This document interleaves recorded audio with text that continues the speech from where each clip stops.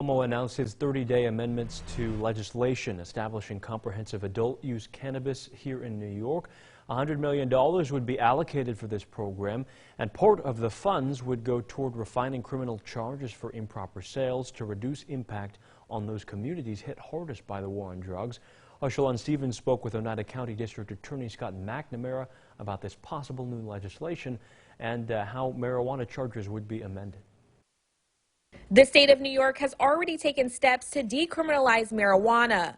Under Governor Cuomo's amended proposal, specific penalties would be reduced. A lot of places throughout the state are either not enforcing the marijuana laws or like Oneida County, when we were talking about low-level amounts of marijuana, we have a diversion program for it. So it really isn't like people are getting convictions for possessing a marijuana joint or smoking a marijuana cigarette in public, something like that. So if legalized, how would previous charges be dismissed? The best way of doing it is they would include it in the law, that they would say that anybody that has a conviction for these type of charges, that those convictions would be vacated and and the charges would be dismissed, or basically people would be exonerated from the conviction. The more challenging way would be for individuals to have to apply to have those convictions vacated.